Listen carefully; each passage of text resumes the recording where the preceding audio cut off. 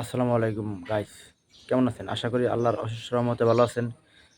তো বন্ধুরা, আজকে আলোচনা করব সাইপ্রাস সম্বন্ধে।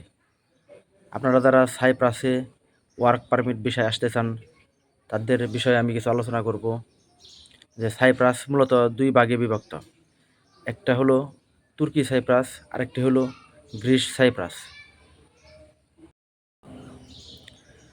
সাইপ্রাসের মূলত এম্বাসি বাংলাদেশে নাই, সেক্ষেত্রে ওয়ার্ক পারমিট সাধারণত বাংলাদেশ থেকে হয় না।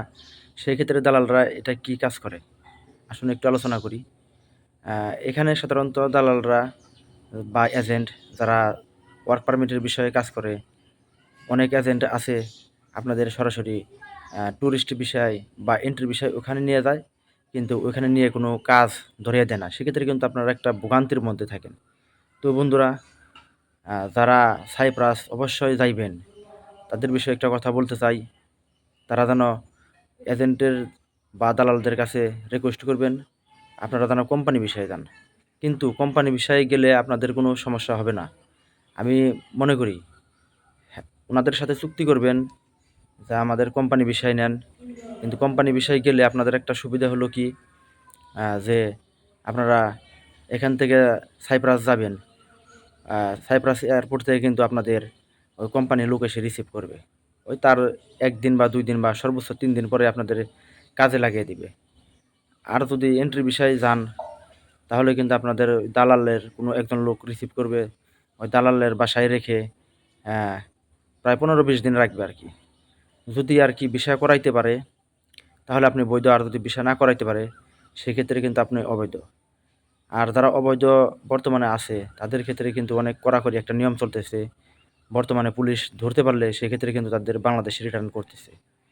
তো বন্ধুরা, যারাই যাবেন তারা অনেক নিরাপদ থাকার চেষ্টা করবেন। কারণ হলো কি, আপনি এতগুলো টাকা দেওয়া যাবেন, এখানে কিন্তু অনেকটা নিজেকে সেফ রাখার বিষয় আছে। যারাই আর কি তুর্কি সাইপ্রাস যাবেন, তারা এজেন্টদের সাথে চুক্তি করবেন যে আমাদের কোম্পানি বিষয় দিবেন।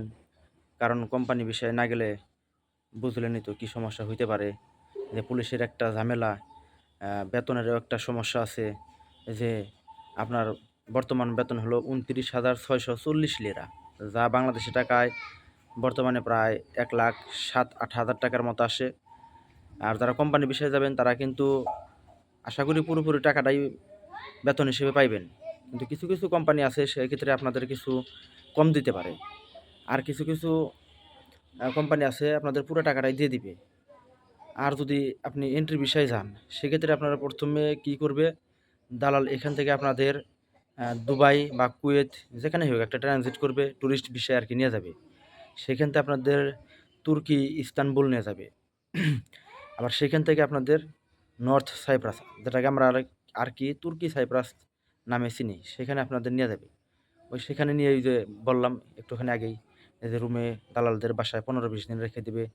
যদি ভিসা করাইতে পারে তাহলে ভালো, আর যদি না করাইতে পারে সেক্ষেত্রে কিন্তু আপনি অবৈধ হয়ে যাবেন। আর তুর্কি সাইপ্রাসে এয়ারপোর্টে যাওয়া মাত্র আপনার এন্ট্রি ভিসার একটা মেয়াদ দিবে। সেই মেয়াদটা থাকবে সাধারণত 30 দিন। 30 দিনের বেশি কিন্তু দেয় না। 31 দিন হয়ে গেলেও কিন্তু আপনি ভিসা যদি কোনো ক্রমে দালাল না করে দিতে পারে সেক্ষেত্রে কিন্তু আপনি অবৈধ। আর অবৈধ লোক কিন্তু বর্তমানে ওইখানে থাকাটা অনেক ঝুঁকিপূর্ণ। তো বন্ধুরা, আপনারা যারা সাইপ্রাসে অর্থাৎ নর্থ সাইপ্রাসে যারা যাবেন, তারাই দালাল বা এজেন্টদের সাথে চুক্তি করবেন কোম্পানি বিষয়ে যাওয়ার জন্য। কারণ কোম্পানি বিষয়ে গেলে সুবিধা আছে, কিন্তু সেই ক্ষেত্রে আর একটা সুবিধা হলো, কোম্পানি বিষয়ে যদি আপনি যান, আমি আগেই বলেছি যে আপনারা বেতনটা কোম্পানি ভালো হলে পুরোপুরি পাবেন। আর সেক্ষেত্রে কিছু কিছু কোম্পানি আছে কিছু কম দিয়ে থাকে। আর এন্ট্রি বিষয় যদি যান সেক্ষেত্রে কিন্তু আপনি বেতন 29,640 লিরা আছে, সেক্ষেত্রে আপনি 20,000 লিরাও পেতে পারেন, 18,000ও আছে পেতে পারেন, বা 16,000ও পেতে পারেন। সেটা আপনার কাজের উপরে ডিপেন্ড করবে বা চাহিদার উপরে ডিপেন্ড করবে।